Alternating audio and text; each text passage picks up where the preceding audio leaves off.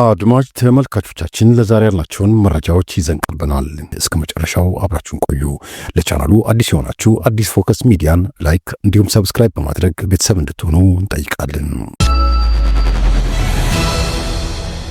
ጊዮን ብርጌድ ከአገዛዙ ጋር እያደረገው ያለው ተጋድሎ አራተኛ ቀኑን ይዟል። በትናንትናው ውሎ ጊዮን ብርጌድ አምስቱ ሻለቃዎች መብረቁ ሻለቃ፣ አባግሽ ሻለቃ፣ ናደው ሻለቃ፣ ግትም ሻለቃና ኃይለ ኢየሱስ አድማሱ ሻለቃ በሚገርም መናበብና መተሳሰር የአገዛዙን ኃይል ሲያሳድዱና ሲያስጨንቁት ውለዋል ተብሏል። በዛሬው ውሎ በአራት ቦታዎች ማለትም በአጃሌ፣ በኮለል፣ ድንጋይ ገበጣና አሽኳር በር ላይ ውጊያ ተካሂዷል። ኮለል ቀበሌ የመሸገው የአገዛዙ ኃይል ኮለል ገብርኤል ቤተክርስቲያን ምሽግ አድርጎት የዋለ ሲሆን አባይ ምንጭ የመሸገው የብልጽግና አመራር ጓዙን በየመንገዱ እያዝረከረከ ወደ ግሸና ይደብ ትምህርት ቤት መፈርጠጡ ለማወቅ ተችሏል። የጊዮን ብርጌድ ባደረገው ተጋድሎ ከ250 በላይ እስረኛ ሙሉ በሙሉ ማስለቀቅ የቻለ ሲሆን ከ10 በላይ ያገዛዙ ኃይልን በመደምሰስ ቁጥሩ ያልታወቀ ኃይልን ቁስለኛ አድርጓል ተብሏል። ከ1000 በላይም የክላሽና የብሬል ተተኳሽ መማረኩን የደረሰን መረጃ ይጠቁማል።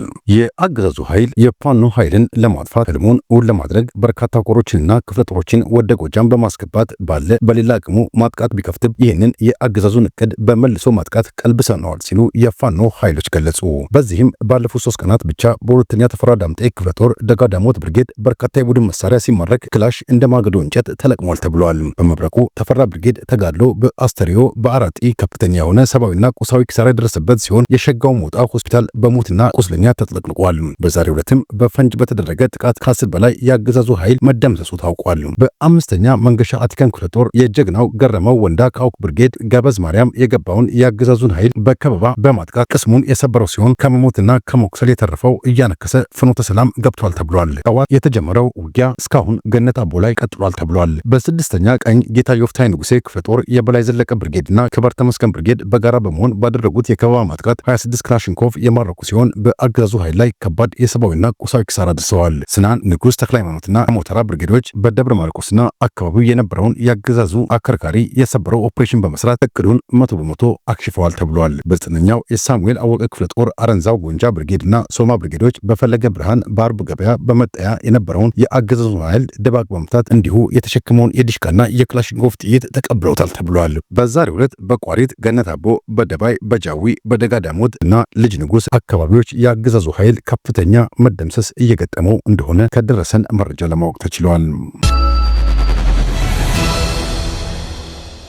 በቅርቡ ህወሓትና ሻዕቢያ ጥምረት እየፈጠሩ መሆኑ የተገለጸ ሲሆን ይህ የሁለቱ አካላት ጥምረት በመንግስት ጣልቃ ገብነት ሊቋረጥ ይገባል ሲሉ የቀድሞ የፓርቲው ከፍተኛ አመራሮች አሳስበዋል። የቀድሞ ህዝብ ወያኔ ሓርነት ትግራይ ማዕከላዊ ኮሚቴ አባል ወይዘሮ ኬሪያ ኢብራሂም ይህንን ለጦርነት የደረገ ጥምረት መንግስት ሊያቋርጠው ይገባል ሲሉ ገልጸዋል። ሌላው የቀድሞ ድርጅቱ አባልና ከፍተኛ አመራር እንዲሁም የዲሞክራሲ ስምረት ትግራይ ፓርቲ መስራች ውስጥ አንዱ የሆኑት ፕሮፌሰር ክንደያ ገብረሕይወት በበኩላቸው የሁለቱ አካላት ጥምረት ዓላማ ግልጽ አይደለም ሲሉ ተናግረዋል። በምርጫ ቦርድ የተሰረዘው ህወሓትና የኤርትራ መንግስት ጥምረት በመፍጠር ለጦርነት ዓላማ የተደረገ መሆኑ እየተገለጸ ይገኛል። በተጨማሪም በትግርኛ ጽምዶ ወይንም ጥምረት ለሐቀኛ ሰላም ለትግራይና ኤርትራ በሚል የህዝብ ለህዝብ ግንኙነት የተደረገ መሆኑን መመልከት ተችሏል። ይህንን ጥምረት በሚመለከት ሀሳባቸውን የሰጡት የቀድሞ የህወሓት ከፍተኛ አመራሮች ወይዘሮ ኬሪያ ኢብራሂም በግልጽ ለጦርነት የተደረገ ጥምረት ነው ብለዋል። ህዝብን ከተደቀነበት ጦርነት ማዳን ላይ መስራት አለብን ያሉ ሲሆን ጦርነቱ የማይቀር እንኳ ቢሆን ዱላው ህዝብ ላይ እንዳያርፍ መስራት አለብን ሲሉም ገልጸዋል። አሁን ላይ በግልጽ የሚሆን በድብቅ ጥምረቱ ይታያል ያሉት ወይዘሮ ኬሪያ ይህንን ማስቆምና መቁረጥ ያለበት የትግራይ ሊቃንና ፌዴራል መንግስት ነው በማለት ሀሳባቸውን ሰጥተዋል። ሌላው ሀሳባቸውን የሰጡት የቀድሞ የህወሓት አባልና ከፍተኛ አመራር ፕሮፌሰር ክንደያ ገብረሕይወት በአንድ ሉዓላዊ ሀገር ውስጥ ከሌላ ሀገር ጋር ማን ግንኙነት መፍጠር እንዳለበት ይታወቃል ብለዋል። ህገወጥ ግንኙነት ሲኖር ደግሞ ማስቆም ያለበት ማን እንደሆነም ግልጽ ነው ሲሉ ተናግረዋል። ይሁን እንጂ ከኤርትራ ጋር ያለው ግንኙነት ያልጠራ ነው፣ ነገር ግን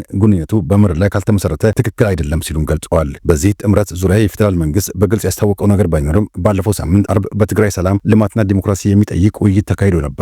የፌዴራል መንግስት የዲሞክራሲ ስርዓት ግንባታ ማስተባበሪያ ማዕከልን በመወከል የተገኙት አቶ መለስ አለሙ የፌዴራል መንግስት ኃላፊነት እንዳለ ሆኖ የትግራይ ፖለቲከኞችም ለሰላም ሚናቸውን ሊወጡ ይገባል ሲሉ ተደምጠዋል። የድንበር ጉዳይን በተመለከተ መንግስት ሉዓላዊነቱን በፍጹም አሳልፎ አይሰጥም ያሉም ሲሆን የውስጥ ችግሮች ከተፈቱ ሌላውን ማስተካከል እንደሚቻል ተናግረዋል። የአጎዋ መታገድን ተከትሎ 18 የውጭ ኩባንያዎች ከኢትዮጵያ ለቀው መውጣታቸው ተገለጸ። የአፍሪካ የእድገትና እድል ህግ አጎዋ መታገዱን ተከትሎ ወደ 18 የሚጠጉ የውጭ ኩባንያዎች ኢትዮጵያ ለቀው መውጣታቸውን በአፍሪካ ዴቨሎፕመንት ባንክ ግሩፕ ይፋ በተደረገ አዲስ ሪፖርት ተገልጿል። ይህ ደግሞ የኢትዮጵያ ኢንዱስትሪ ፓርኮች የ45 ሚሊዮን ዶላር ገቢ እንዲያጡ ምክንያት ሆነዋል። ባንኩ ካንትሪ ፎከስ ሪፖርት 2025 ኢትዮጵያ በሚል ርዕስ ባወጣው ሰፊ የጥናት ግኝት መሰረት ኢትዮጵያ ከዚህ ቀደም በአጎዋ በኩል ለብዙ ምርቶች ከቀረጥ ነጻ ወደ አሜሪካ ገበያ የመግባት እድል ነበራት። ይሁን እንጂ በጥር 2022 የአጎዋ መታገድን ቀደም ሲል የተቋቋመው የገበያ ትስስሮችንና የአቅርቦት ሰንሰለቶችን በእጅጉ ማቋረጡን ሪፖርቱ አስረድቷል። ይህም ከኢትዮጵያ ኢንዱስትሪ ፓርኮች የሚላኩ ምርቶች በ2023 በ24% እንዲቀንሱ አድርጓል። በተለይም በሐዋሳ ኢንዱስትሪ ፓርክ ከ1000 በላይ የስራ ዕድሎች የተቋረጡ ሲሆን ለኢንዱስትሪ ፓርኮች በጠቅላላው 45 ሚሊዮን ዶላር የገቢ ኪሳራ አስከትሏል።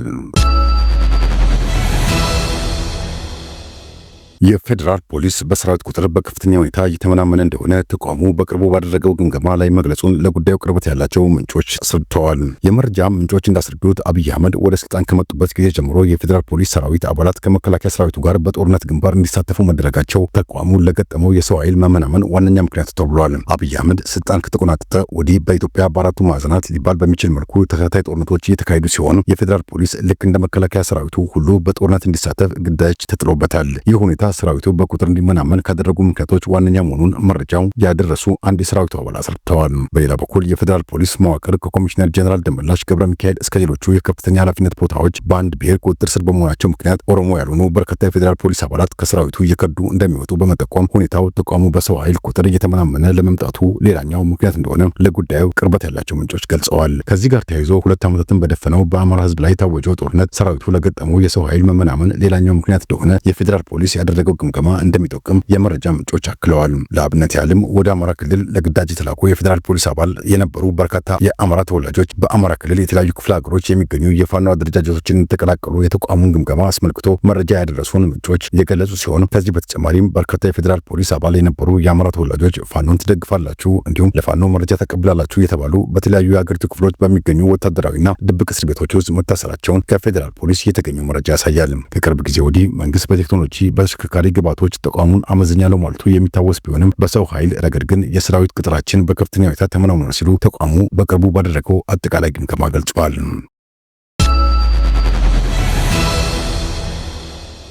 ቅድሚያ ለሰብአዊ መብቶች ኢትዮጵያ በአዲስ አበባ በተለይም ከኮተቤ ፈረንሳይና ወሰን ከተባሉ በትግራይ ተወላጅ ወጣቶች ላይ ያነጣጠረ የዘፈቀደ እስር እየተካሄደ ነው በማለት ከሷል። እስሩ ወደ ከተማዋ በቅርቡ በመጡ ወጣቶች ላይ ብቻ አይደለም ያለው ድርጅቱ የከተማዋ ቋሚ ነዋሪ የሆኑ የትግራይ ተወላጆች ወጣቶችም እየታሰሩ መሆኑን አረጋግጫለሁ ብሏል። የታሳሪዎች ቤተሰቦች ከላይ የመጣ ትዕዛዝ ነው የሚል ምላሽ ከፖሊስ እንደተሰጣቸው መናገራቸውንም ድርጅቱ በሪፖርቱ ጠቅሷል። ከፖሊስ ጣቢያው ታስሮ የወጣ አንድ ሰው ከ100 በላይ ታሳሪ የትግራይ ተወላጅ እንደነበሩ ለድርጅቱ መናገሩን ተገልጿል። ድርጅቱ እስሩ የአገሪቱን ህጎችና ዓለም አቀፍ ህጎችን እንደሚጥስ በመግለጽም ታሳሪዎች እንዲፈቱና በወንጀል የሚያስጠረጥራቸው ጉዳይም ካለ በህጉ መሰረት ለፍርድ እንዲያቀርቡ ጠይቋል። ውድ ቤተሰቦች ለአሁን የያዝንላችሁ መረጃዎች ይህን ይመስሉ ነበር። በቀጣይ በሌሎች መረጃዎች እስክንገናኝ ቸርን ሰንብት።